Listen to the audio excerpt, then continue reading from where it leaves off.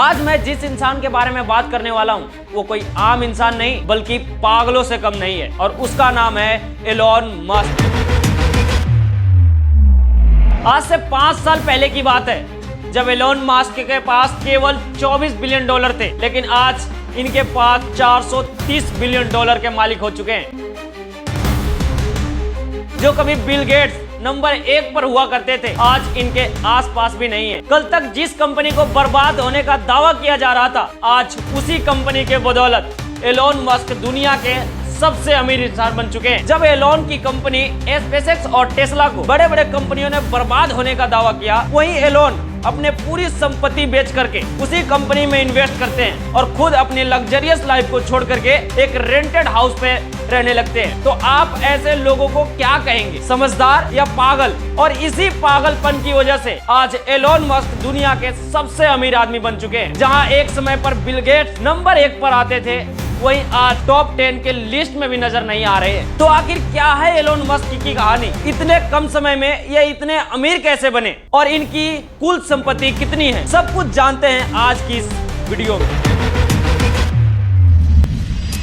28 जून 1971 को south Africa के Pretoria शहर के अंदर एलोन मस्क का जन्म होता है, लेकिन उस समय लोगों को कहां पता था कि ये छोटा सा बच्चा आगे चल करके दुनिया के सबसे अमीर इंसान बनने वाला है। एलोन बचपन में पढ़ने लिखने में एवरेज बच्चों की तरह ही थे। इनका भी पढ़ाई लिखाई में दिल नहीं लगता था, लेकिन एक सब्जेक्ट ऐसा था जिसमें एलोन मस्क को जानने और उसे सीखने में बहुत ही दिलचस्पी रहती थी और उस सब्जेक्ट का नाम था कंप्यूटर और टेक्नोलॉजी। बताया जाता है कि एलोन मस्क बचपन में अपना स्कूल बहुत ही कम अटेंड करते थे और दिन रात वो अपने घर के अंदर ही पढ़ाई करते थे और पढ़ने में इतने एक्साइटेड हो चुके थे कि अपने आसपास के लाइब्रेरी के एक भी बुक तक नहीं छोड़े थे। इनका उम्र 9 साल था जब इनके माता पिता का डिवोर्स हो जाता है और एक 10 साल की उम्र में इनके पिता एक कंप्यूटर गिफ्ट करते हैं और ये दिन रात उसी कंप्यूटर पे लगे रहते हैं और कंप्यूटर के किताब पढ़ कर 1 सालों के अंदर ये कोडिंग सीख जाते हैं और महज 12 साल के होते होते तक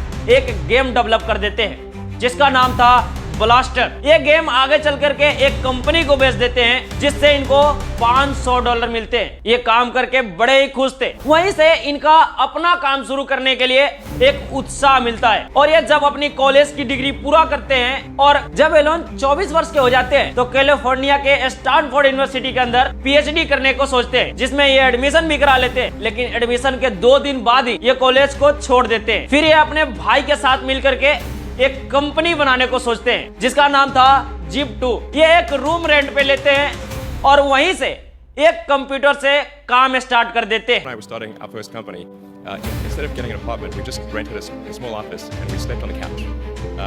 And we showered at the YMCA, and we're so hot up we had just one computer, so the website was up during the day and I was coding at night, 7 days a week, all the time. Elon बताते हैं कि जब Zip2 start हुई थी तो इन्हें दिन रात मेहनत करना पड़ता था। ये दिन भर Zip2 को खोल करके कंप्यूटर पर बैठे रहते थे और रात को कंप्यूटर के अंदर कोडिंग करते रहते थे, जिससे इनका मेहनत बहुत ही ज्यादा करना पड़ता था। Zip2 ने 2 सालों के भीतर बहुत ही ग्रोथ हासिल कर लिया था। एलोन 1999 में कॉम्पैक्ट कंपनी को $307 मिलियन में Zip2 को बेच देते हैं। उसी साल एलोन एक चीज नोटिस करते हैं, मार्केट के अंदर लोगों को पैसा जमा करने के लिए घंटों तक बैंक में खड़ा रहना पड़ता था। फिर एलोन सोचते हैं कि ऐसा क्या किया जाए जिससे लोगों का प्रॉब्लम आसान हो जाए। फिर इसी चीज पर एलोन एक वेबसाइट बनाते हैं जिसका नाम था X.com, जिससे ईमेल के जरिए पैसे रिसीव या ट्रांसफर किए जा सकते थे। कुछ साल बाद X.com और कन्फिनिटी मिलकर के 2000 में एक नया चीज बनाते हैं जिसका नाम था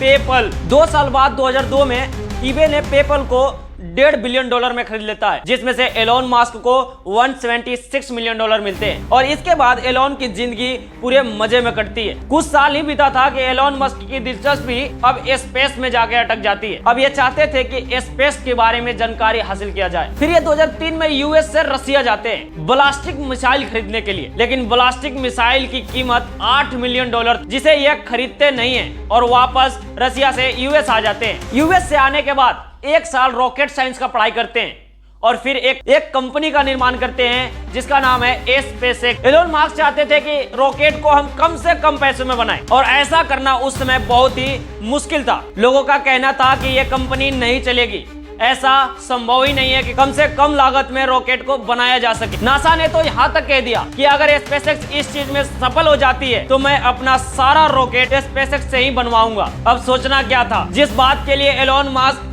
प्रसिद्ध है, अब उसी चीज की इंतजार थी। अब एलोन जिप्टू और पेपल से बेचे गए रुपए से अब एक स्पेसएक्स में अपना रॉकेट बनाने के लिए तैयारी करते हैं। जब ये पहली बार रॉकेट बनाने को कोशिश करते हैं तो ये फेल हो जाते हैं। ये दूसरी अटेम्प्ट करते हैं, फिर से फेल हो जाते हैं। अब इनके पास अब पैसा इतना ही बचा था कि अब एक ही बार प्रयास कर सकते हैं। जब इन्होंने तीसरी बार प्रयास की तो तीसरी बार भी इन्हें हार का सामना करना पड़ा और ये पूरी तरह से बर्बाद हो गए। इनके पास पैसा बिल्कुल भी नहीं रहा। सबको लग रहा था कि यह कंपनी पूरी तरह से बर्बाद हो गई। अब इनके पास बंद करने के अलावा कोई चारा नहीं है। लेकिन एलोन मस्क कहते हैं कि अगर मुझे हार मानना होता तो मैं पहली बार में ही हार मान लेता, लेकिन अब तो मैं काफी करीब आ चुका हूं और इसीलिए उन्होंने अपने फ्रेंड कंपनी से इन्वेस्टिंग लेते हैं और फिर से एक बार रॉकेट लॉन्च करने के लिए रेडी हो जाते हैं। लेकिन अगर इस बार एलोन फेल होते हैं तो पूरी तरह से बैंकक्रप्ट हो जाएंगे, उनके ऊपर लोन भी चढ़ जाएंगे। फिर भी एलोन मस्क अपना हिम्मत नहीं हारते हैं और चौथी बार ट्राई करते हैं, जिसमें ये रॉकेट सक्सेसफुल लॉन्च कर देते हैं और जिससे कंपनी को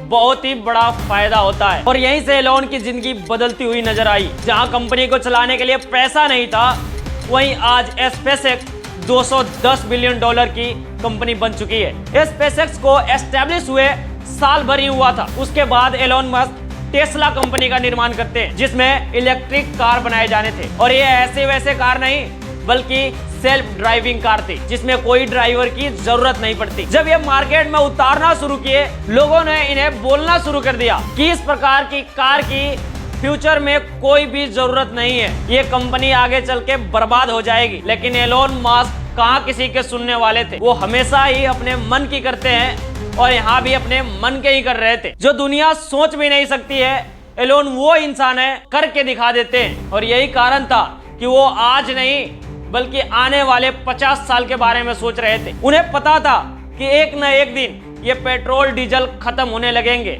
जिससे लोगों को खरीदना बहुत ही महंगा पड़ने लगेगा और इसीलिए ये इलेक्ट्रिक कार बनाना चाहते थे। और आज इसी वजह से पूरी दुनिया में लगभग इलेक्ट्रिक कार चलने शुरू हो गए हैं। लोगों को अब मालूम हो गया है, आज हर तरफ टेस्ला की कार अपना जलवा बिखेर रही है। पूरी दुनिया में एलोन मस्क की नाम का डंका बज रहा है। आज से 5 साल पहले की बात है, जब एलोन मस्क के पास केवल $24 बिलियन थे, लेकिन आज इनके पास $430 बिलियन के मालिक हो चुके हैं। जो कभी बिल गेट्स नंबर 1 पर हुआ करते थे, आज इनके आसपास भी नहीं है। कल तक जिस कंपनी को बर्बाद होने का दावा किया जा रहा था, आज उसी कंपनी के बदौलत एलोन मस्क दुनिया के सबसे अमीर इंसान बन चुके हैं। अब जाते जाते सुल्तान फिल्म का एक डायलॉग याद आ रहा है, जो एलोन मस्क पे बिल्कुल ही फिट बैठता है कि तुम्हें तब तक कोई नहीं हरा सकता जब तक तुम खुद से ना हार जाओ। और ये काबिलियत है एलोन मस्क के अंदर।